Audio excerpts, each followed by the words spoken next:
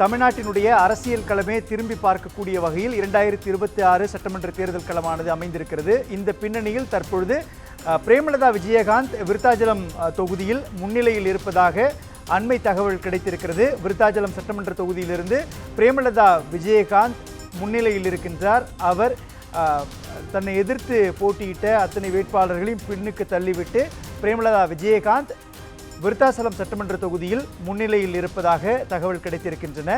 தமிழ்நாடு சட்டமன்ற தேர்தல் 2026 விருத்தாச்சலம் சட்டமன்ற தொகுதியில் போட்டியிட்ட தேமுதிகவினுடைய பிரேமலதா விஜயகாந்த் முன்னிலையில் இருப்பதாக தகவல் கிடைத்திருக்கிறது. அண்மை செய்தியாக பார்த்து கொண்டிருக்கின்றோம். பெரும்பாலான இடங்களில் தமிழக வெற்றிக் கழகத்தினுடைய வேட்பாளர்கள் முன்னிலையில் இருக்கின்றார்கள். முதலமைச்சர் ஸ்டாலின் தான் போட்டியிட்ட கொளத்தூர் சட்டமன்ற தொகுதியில் 41,051 வாக்குகள் மட்டுமே பெற்றிருக்கின்றார். அங்கு அவருக்கு கடும் பின்னடைவானது ஏற்பட்டிருப்பதாக கூறப்படுகிறது.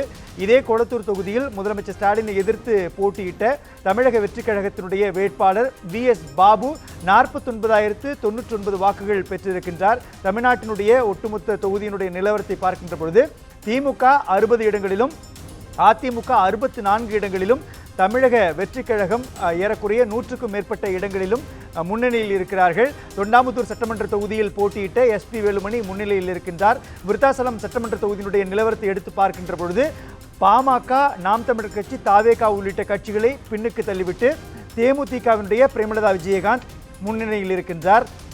அங்கு ஏறக்குறைய தாவேகாவுக்கும் தேமுதிகவுக்கும் கடுமையான போட்டியானது நிலவி இருக்கிறது. தாவேகாவினுடைய விஜய் 38,856 வாக்குகளும், தேமுதிகவினுடைய பிரேமலதா விஜயகாந்த் 41,322 வாக்குகளும் பெற்றிருக்கின்றார்கள். பாட்டாளி மக்கள் கட்சியினுடைய வேட்பாளர் தமிழரசிக்கு 31,345 வாக்குகளும், நாம் தமிழர் கட்சியினுடைய வேட்பாளர் ஆனந்திக்கு 3,648 வாக்குகளும் கிடைத்திருக்கின்றன. இதே போன்று கரூர் சட்டமன்ற தொகுதியினுடைய நிலவரத்தை எடுத்து பார்க்கின்ற பொழுது முன்னாள் அமைச்சர் MR விஜயபாஸ்கர் அங்கு முன்னணியில் இருக்கின்றார். இதே போன்று ஆலந்தூர் சட்டமன்ற தொகுதி எடுத்துக்கொண்டால் அங்கு அமைச்சராக இருக்கக்கூடிய தாமு அன்பரசன் 24,984 வாக்குகள் மட்டுமே பெற்று பின்னடைவை சந்தித்திருக்கின்றார்.